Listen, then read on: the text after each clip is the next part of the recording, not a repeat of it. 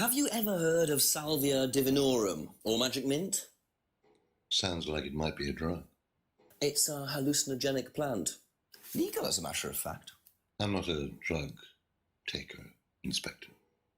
I have no enthusiasm for voluntarily poisoning your brain. And you've never seen anyone on the course taking it? Well, if someone had, they wouldn't have done it openly. We don't allow drugs or alcohol on our course. We like to tell students that success is the best drug. Whether you buy into that, of course, is another matter.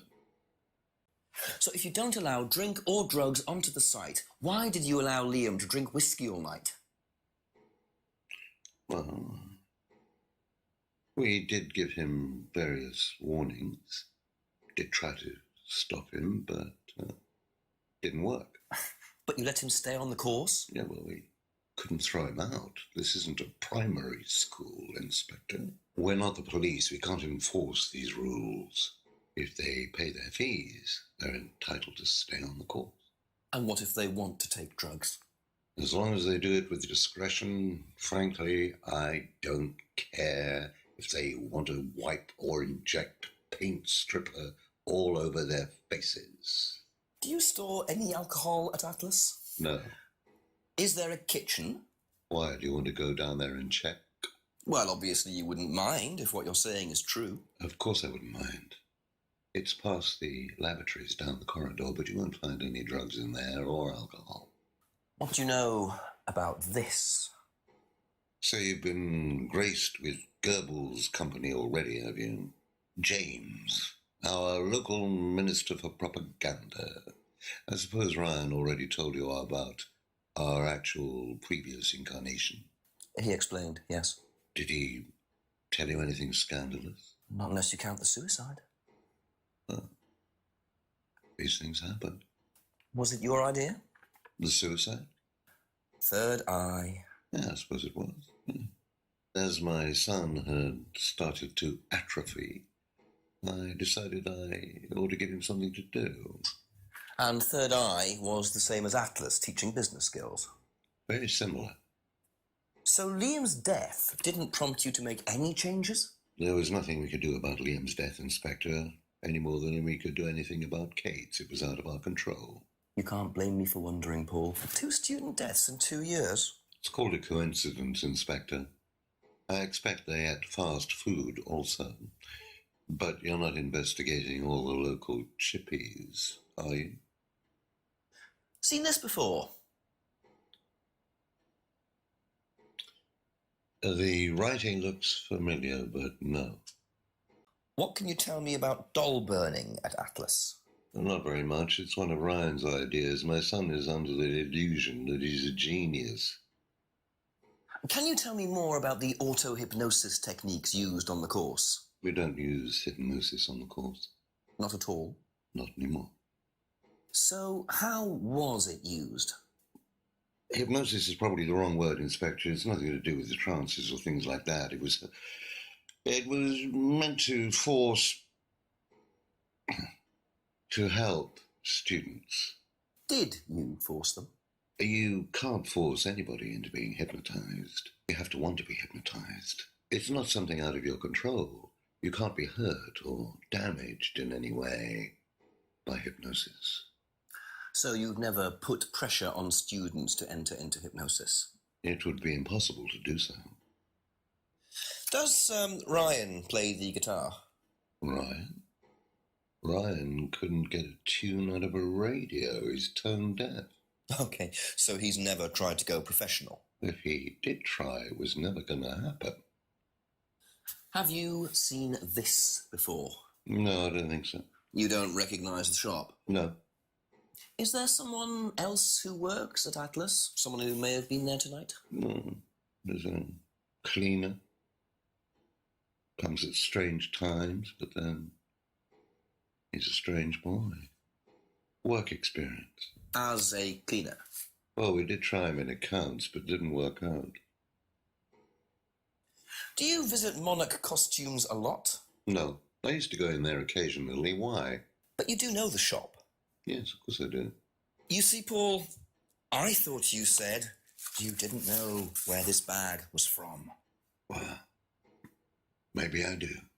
This was used to put over my head, Paul, by a mugger. Would you like to tell me something? Are you suggesting that I had something to do with your mugging? Did you? You really ask the most ridiculous questions.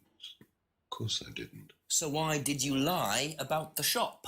Well, I didn't have anything to do with your mugging, Inspector, but I might know somebody who did. Go on. Did Ryan mention Jason to you, the cleaner? Unfortunately, Ryan at some point told Jason that the DVD mustn't be removed from the site. So when he saw you take it, he simply thought that he was doing us a favour by getting it back. He isn't exactly what you'd call one of Darwin's best examples. So what's on the DVD that's so special? All right, it was something I did myself, a little stunt I pulled to amuse the students. What kind of stunt? I pretended to steal from the students. I emphasize the word pretended. The students knew all about it afterwards. Everything was above board. Steal from students? Why? We were doing a piece about pushing the limit, so I decided I would show them how it was done. Oh, don't look so serious, Inspector. I returned everybody's things immediately afterwards. No harm done. And when was this? Last year sometime. At Third Eye or Atlas? Third Eye, I think. And this was before or after Liam died? Well, since you'll probably find out anyway, it happened to be on the night that Liam died, as it happens. Before you ask, no, I didn't steal from him. Do you think it's a good idea to encourage students to steal, Paul? I wasn't encouraging students to steal. Policemen are so literal. Life is shades of grey, Inspector. Much as the Force might like it, it doesn't divide neatly into blacks and whites. Now, if you don't mind, you're going to have to excuse me for a moment. You know where the door is.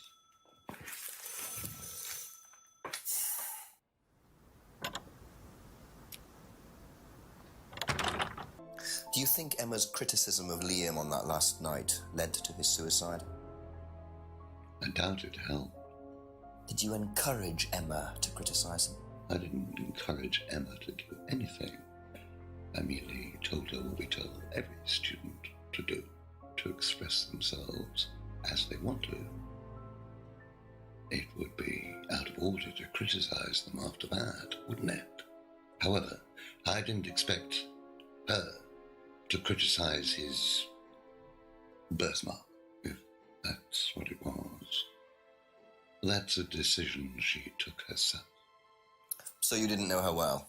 No, not at all. You say you didn't know Emma, yet you bought her a freedom necklace. I don't remember saying anything about buying Emma a necklace. So you didn't buy her one? So you did buy her one. So that means you must have known her, and quite well too. Stop making such a big thing about this, Inspector. Look, I've been around a few years. The clock is ticking, and I admit I have an embarrassing weakness for attractive women. It was a stupid mistake, but that's all it was. So you're saying you tried it on with her? No, I didn't try it on. I bought her a necklace. I'm not aware that there's a law against buying presents unless, of course, the Third Reich has been elected while I was at a bridge party. Emma was old enough to make decisions for herself. And as a matter of fact, she decided that she didn't want to be bothered with an old fool like me. So nothing happened, no mistakes, nobody got hurt. All right.